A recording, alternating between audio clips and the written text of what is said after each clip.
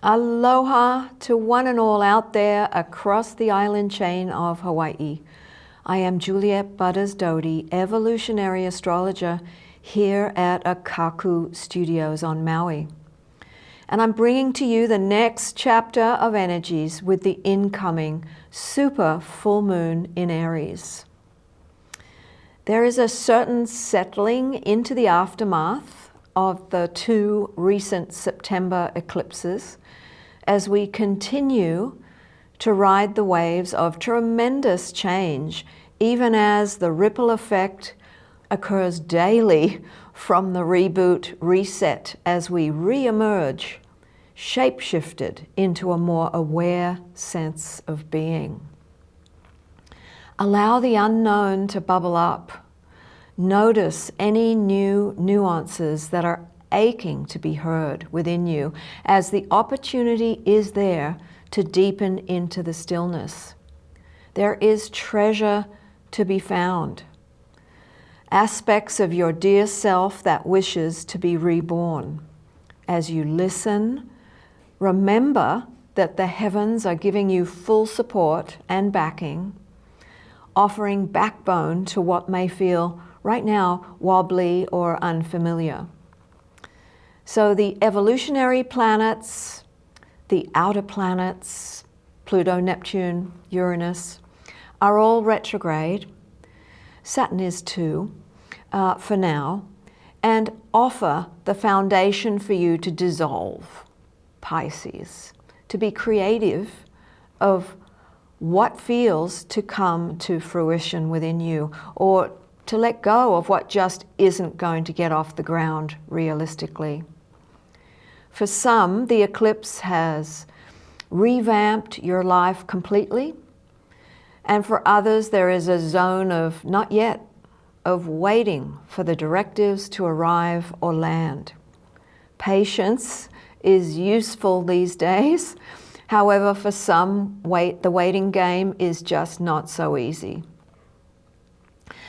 So we have begun October, and it's already got a lot of action happening. Saturn has moved into 27 degrees 45 minutes of Pisces, and that is pretty much square the galactic center. So there is a big karmic tension that is strong right now to tune in and align with the cosmos and the divine plan, and you'll only find those nuances within you. Also, October 1st, Pallas Athene, the goddess of focus, stationed retrograde at 6 degrees of Aquarius. October 6th, same day as the full moon, Mercury enters Scorpio, joining Haumea at 2 degrees of Scorpio. So they're conjunct, seeding something. So we'll talk about that a bit later. So October the 6th is the date for the super full moon in Aries. It will be at 14 degrees and 8 minutes to be precise, and it will occur at close enough to 10 to 6 in the afternoon, in the early evening in Hawaii. So super, meaning close to the earth. And so the tectonic plates will be sensitive, and therefore we may indeed see some more earthquakes. We're seeing a lot lately. October the 13th, Pluto stations direct at 01 degrees of Aquarius and 22 minutes, and I'll get to that.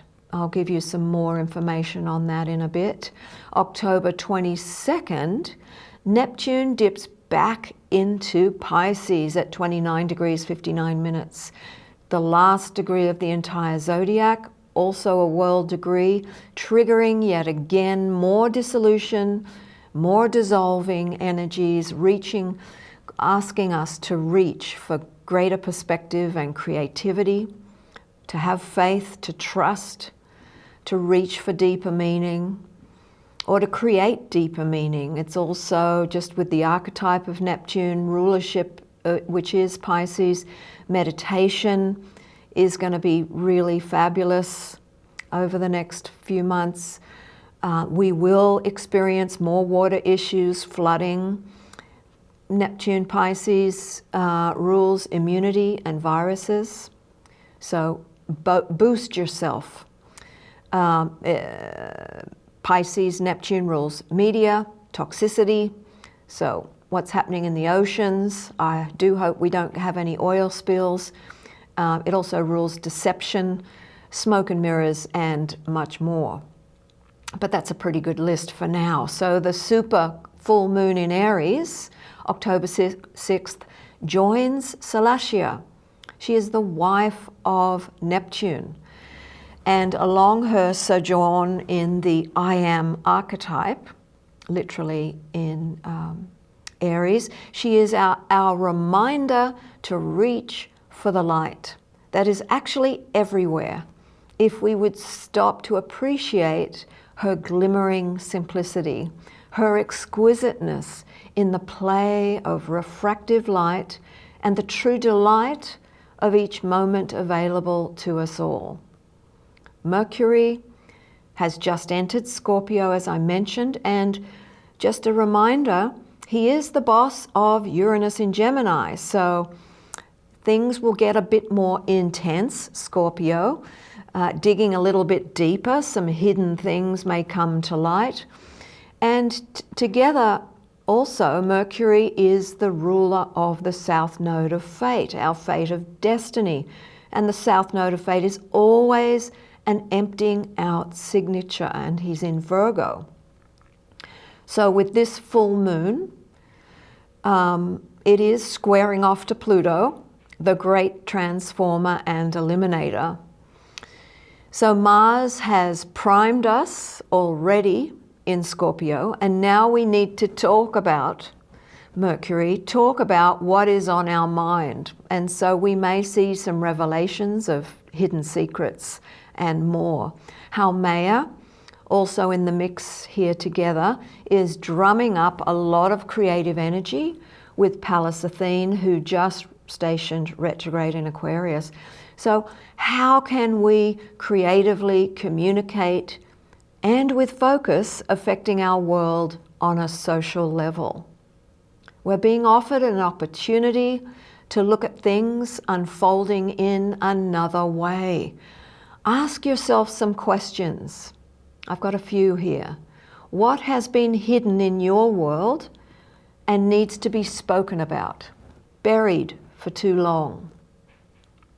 Where in your world are there trust issues that have rumbled whilst Mercury sailed through Libra, and she rules, that sign is all about relationships, the last 3 weeks? Or is it more a part of yourself that has been reflected to you that you don't trust within yourself, your feelings and your intuitive guidance? We're being pushed to have more confidence in that arena.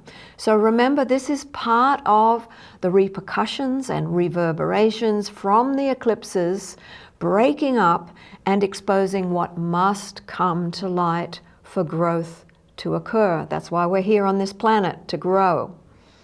So the goddess of love, Venus, has begun her new phase in relation to the South Node in Virgo. So now we get to put in place what we've started to realize about ourselves, how we pull ourselves down, get too self-critical, doubt ourselves, too much guilt. Just throw that out and move forward now with a new cycle. Perhaps there have been relationships that trudged through some old past ways of being and relating, and so now in a new phase, there's opportunity to bring some harmony and balance back into play.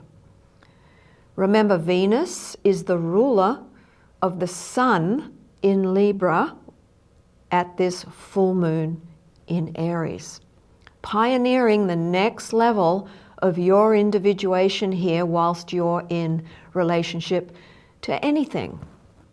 Relationships cover a huge scope in our lives.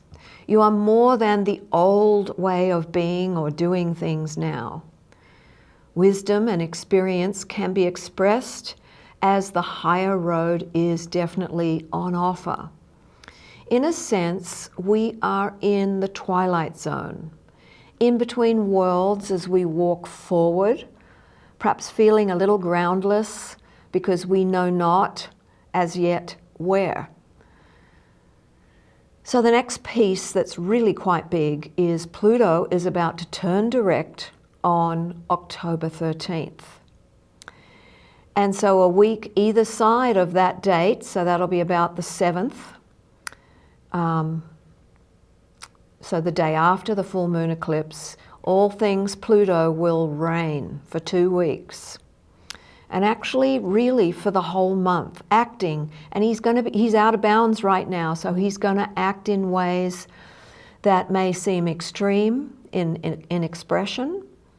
It may feel like, God, things have just gone super off track, gone rogue in a sense, towards the elimination as we move forward with our ongoing evolutionary transformation, because that's what he's all about.